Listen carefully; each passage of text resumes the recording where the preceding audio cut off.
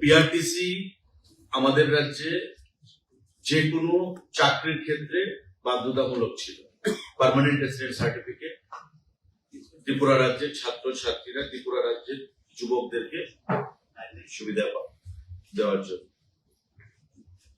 কিছুদিন আগে দিল্লির কোন এক বাসিন্দা হাইকোর্টে মামলা করে, যেটা আর্টিকেল 16 ভারতবর্ষের সংবিধানে, সে আর্টিকেল 63 কে হিট করছে বা কন্ট্রাডিক্ট করছে।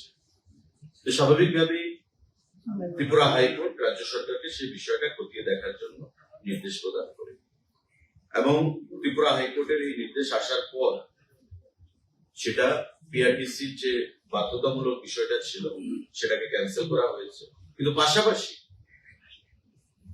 এখন থেকে যে কোনো সরকারি চাকরির ক্ষেত্রে যারা অ্যাপ্লাই করবে তাদের অন্তত ত্রিপুরা রাজ্যের ক্লাস 1 থেকে 12 এর মধ্যে 5 বছর পড়াশোনা করতে হবে এক নাগারে।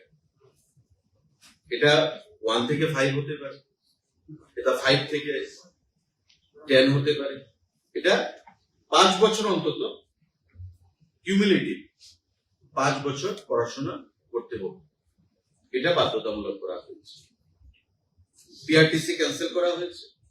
কিন্তু যারা প্রতিযোগিতামূলক পরীক্ষায় অংশ নিতে চায় ত্রিপুরা রাজ্যে চাকরির জন্য, তাদের ত্রিপুরা রাজ্যে 5 বছর পড়াশোনা করতে হবে। স্কুল সার্টিফিকেট এখন ত্রিপুরা রাজ্যে যে কোনো স্কুলে যদি পড়াশোনা করে তো নিশ্চয়ই বোর্ডের বা স্কুলের কাছে সেই রেকর্ড থাকবে। এখন মাধ্যমিক পাস ত্রিপুরা থেকে করবে, তো মাধ্যমিক পাস করলে সে বোর্ডের থেকে সার্টিফিকেট থাকবে, বা তার আগে 5 বছর তো তার পড়াশোনা করতে হবে যে কোনো স্কুলে যদি পড়াশোনা করে তবে স্কুলের কাছে থাকবে বা ডিস্ট্রিক্ট অথরিটির কাছে সেটা থাকবে, তো তার ভিত্তিতে তাকে অ্যাপ্লাই করতে হবে। স্কুল সার্টিফিকেট 5 বছর পড়াশোনা, কন্টিনিউয়াস 5 বছর পড়াশোনা। Continuously at a stress, or it may be a break also within class 2. No, it was at a stress. At a stress. It is at a stress.